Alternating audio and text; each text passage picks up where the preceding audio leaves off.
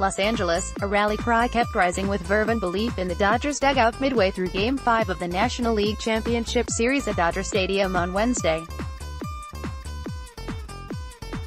Single him to death. Single him to death. The Dodgers, the team that led the league in homers, the team that hit more home runs than any team in franchise history, the team that had won 16 games all year without a homer, the team that left a condo building worth of people on base in Game 4 by swinging for the fences. Those Dodgers? It sounded heretic, like Dustin Johnson pulling out an iron to lay up on a reachable par 5, or LeBron on a breakaway choosing a demure layup off the glass. But yes, these Dodgers reset their sights, recalibrated their swings and recreated Whitey Herzog's 1982 Cardinals, who hit 67 home runs all that year, to frustrate and fillet the Brewers.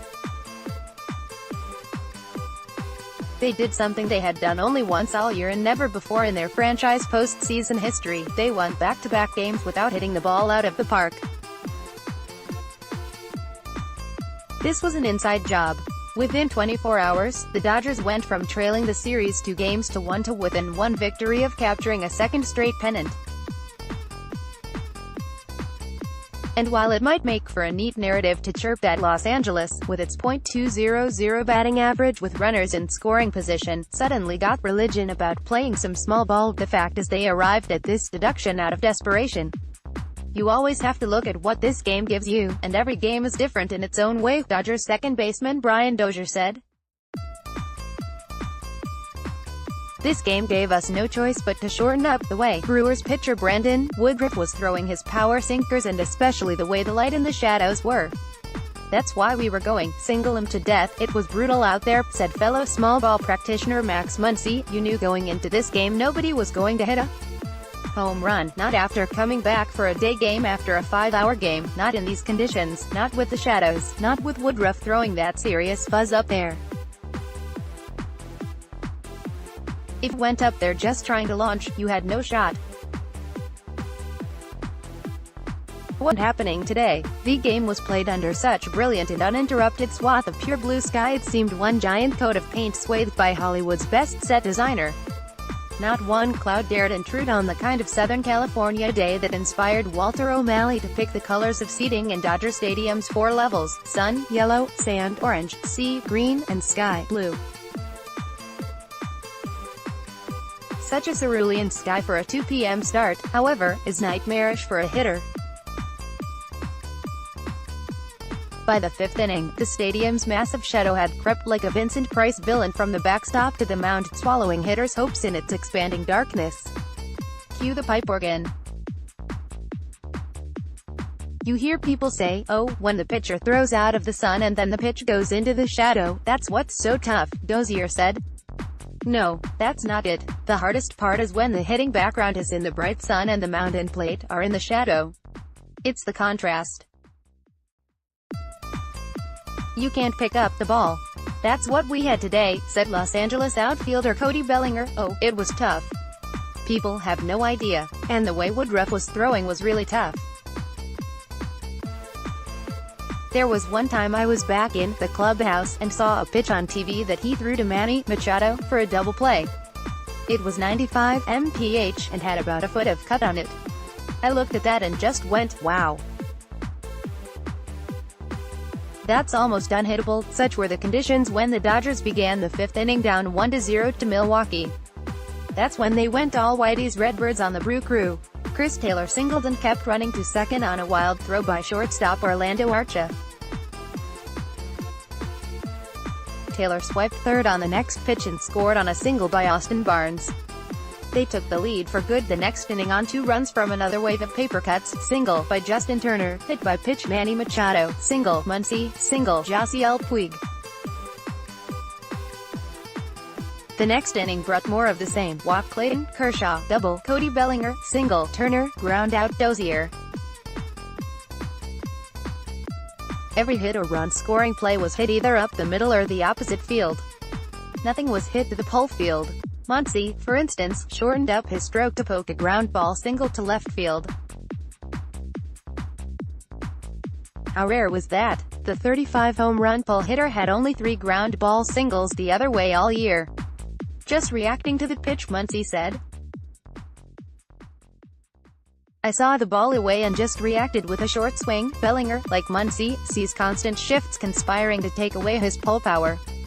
He, too, went the other way with a double to the left field gap on another abbreviated swing. Yeah, that one felt good, Bellinger said.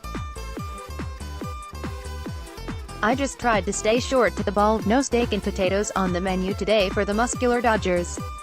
They wound up with a party player of hors d'oeuvres as far as how to pile up bases: 7 singles, 4 walks, 3 stolen bases, and 2 hit batters. You have to go back to 2009 to find a homerless game the Dodgers won with that much small ball. Meanwhile, those shadows helped make Kershaw unhittable. Starting with the last out of the 3rd inning, the Brewers went 0 for 13 against him. They did not make the same adjustment the Dodgers did, mostly because Kershaw mixed his pitches so well in the fiendish light. Much has been made about the drop in Kershaw's velocity on his fastball. What people don't talk about, as Ryan Braun of the Brewers pointed out, is that his slider has gained velocity. It has jumped from 86 to 89 miles an hour in the past 5 years. The declining fastball and ascending slider, however, have created a new problem for Kershaw: the narrowing gap in velocity between his 2 primary pitches. In NLCS Game 1, the 3-inning cameo was the briefest postseason start of his career. Kershaw threw 64 of his 74 pitches in a narrow pocket of 5 miles per hour, between 87 and 92 miles per hour. The key for Kershaw is throwing his curveball well enough and often enough to get hitters off that 87 to 92 miles per hour highway. He did not do that in Game 1.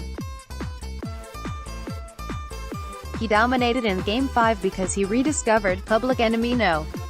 1, the nickname for his curveball that the great Vin Scully gave it the minute he saw fuzz-faced Kershaw break one off in Vero Beach, Florida. Kershaw threw 21 curveballs in Game 5, matching the most he threw in a game since May. When he's got his curveball, Dozier said, he's pretty much going to beat you. I've been so impressed with him. First thing I learned was don't talk to him on the days he pitches. Don't go up to him and say, "Happy Kershaw Day." He's as focused as anybody I've been around. The other thing is preparation. I like to think we as professionals all prepare. But he takes it to another level. There's not a situation that he hasn't prepared for. Game 5 was the 227th postseason game in Dodgers history. They had never before won back-to-back games without a homer until they did it within 24 hours. The 13-inning swing and miss-a-thon that was the 2-1 victory in Game 4, followed by the 5-2 game of peekaboo that was Game 5. It's been a thoroughly eventful series.